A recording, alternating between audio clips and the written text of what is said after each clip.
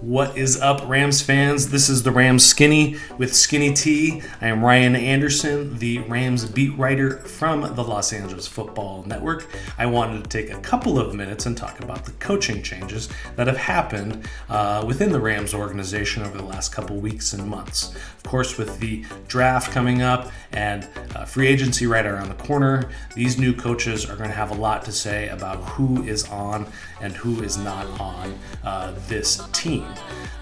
So two big pieces of the Rams coaching staff are now in place. Mike LaFleur was hired last month, and now that the Colts and the Broncos have hired their head coach, Raheem Morris is back with the team. This means that the coaching staff is starting to take shape around them, and that hasn't been an insignificant task. The Rams have had several vacancies. Some coaches were poached, of course, and others were fired. On the offensive side, Mike LaFleur has emphasized the importance of getting these coaches in place during his introductory press conference. A few things have happened on that front.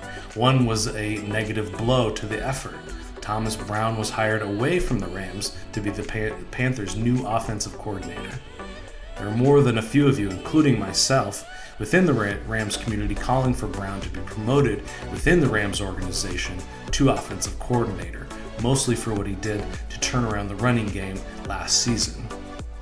He is obviously a talented guy and a gifted leader, but the Rams always seem to look outside of the organization for these high-level positions. It's hard to know exactly why they do this.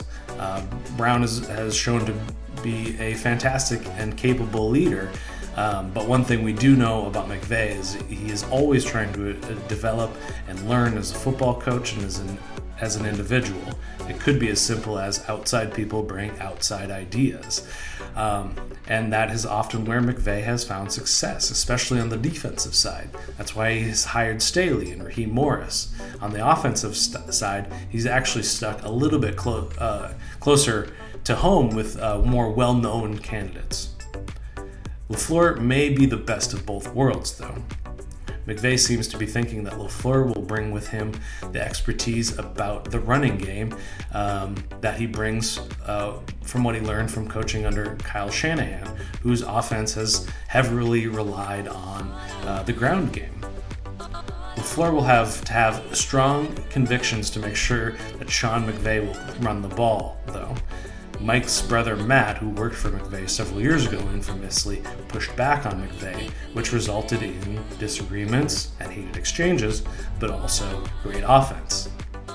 McVay said this last season that he sometimes feels like running the ball is wasting plays, but we all know that you need to use all tools in your tool belt to create a efficient offense, and the run game is even more important now that the Staley defenses are proliferating in the NFL. That is what LaFleur's role will be, implementing the Shanahan-style running game, and then make sure that McVay is calling those plays come hell or high water. Make sure that McVay stays patient and methodical until it's the right time to uncork one downfield. Now that the Ravens and the Chargers have hired their offensive coordinators, Zach Robinson will return as the pass game coordinator, which further points to LaFleur being more used as the run game coordinator. The run game was one of the most concerning aspects of the Rams' sputtering offense, so incorporating fresh ideas is the right thing to do. Losing Thomas Brown, like I said, is a blow to filling the staff. He's a great coach. But in all reality, he is going to be a head coach in the next few years. The next priority for LaFleur and this offense will be fixing the offensive line. The Rams hired Ryan Wendell from the Buffalo Bills to address that. The Bills' offensive line hasn't actually been very impressive. They've never been bad while Wendell was the assistant offensive lines coach, but it was pretty much a mediocre unit.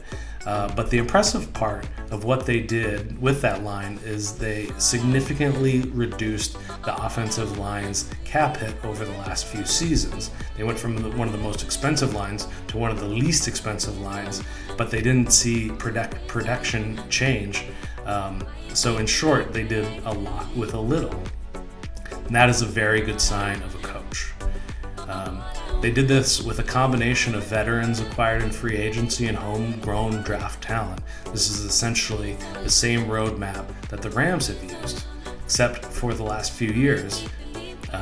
Except for last year, the Rams attempted to replace Andrew Whitworth with Joe Noteboom rather than investing in a high draft pick or a free agent or a trade. It's hard to say if the Rams have a current in-house top-level left tackle because everybody got hurt last year. My top in-house candidate is Leonard Jackson, with Noteboom moving to guard. But that said, left guard is perhaps the second or third most important position on the football field. You need a dude at that position, especially if you want to compete in the playoffs.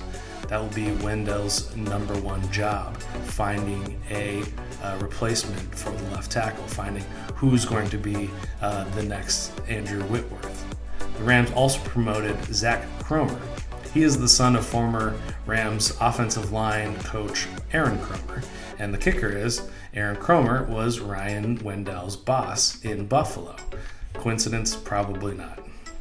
Wendell also played offensive line at the New England Patriots. He has a Super Bowl ring with them. From last time I checked, they have a pretty good coach there. So the pedigree is interesting with what Wendell brings. The hope is that the Rams will be able to string together a better than average line as they did in 2021 when they went to the Super Bowl, but they don't want to pay out the nose for that. One big difference between Buffalo and LA, though, is that Matthew Stafford is not Jared Allen. So where Jared Allen can mitigate some of the poor line play, Stafford does need protection. On defense, Raheem Morris has added two noteworthy coaches. One is the rehiring of Aubrey Pleasant. Pleasant will pick up where he left off. He's been given the same title he had before he left, defensive backs coach and passing game coordinator. The latter seems to be in a defensive consultant role rather than what Zach Robinson does. That's what Pleasant did for Matt LaFleur in Green Bay. He was hired as a defensive consultant, lending his perspective to offensive coaches.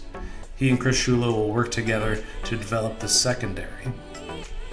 The Rams parted way with Jonathan Cooley after the season, who has previously filled the role, and these jobs have become even more important. The Rams have invested a lot in the defensive back over the last few seasons, drafting a lot of new players, developing these drafted players, Russ Yeast, Quentin Lake, Robert Rochelle, Kobe Durant, and Derion Kendrick is one of the most important jobs heading into the season. Especially if they move on from Jalen Ramsey. But even if they don't, they still need quality defensive backs. The other hire on the defensive coaching staff was Jimmy Lake. There was speculation that Lake would take on the secondary, but with Pleasant's hire, Lake's role now has a bit more clarity. The big glaring hole on the defensive staff is a lack of outside linebackers coach. This is another top priority. Outside of Leonard Floyd, the Rams don't have a legit edge rusher. Daniel Hardy has plenty of potential, but as of right now, that's all he has. Michael Hoyt is not equipped to fill the role that the Rams demand of their outside linebackers. Beyond that, there's no one else. Lake will have to find answers at that position, and the Rams have a few whiffs under their belt at attempting to address this position. They picked up Justin Hollins off waivers. They drafted Terrell Lewis. Both have been cut. They masterfully traded for Von Miller in the middle of 2021, but they failed to re-sign him this last season. Lake's last job was coaching the University of Washington, and it didn't go well. He was fired mid-season in his second year. The team went 4-5, but what may have contributed to it was he was caught on camera aggressively hitting a player on the helmet. He was also accused of throwing a player into a locker. What an eyewitness to the situation called said that Lake was on a complete rampage, and he described the act as violent and unprompted. I won't say that hiring someone with this sort of past should be completely avoided.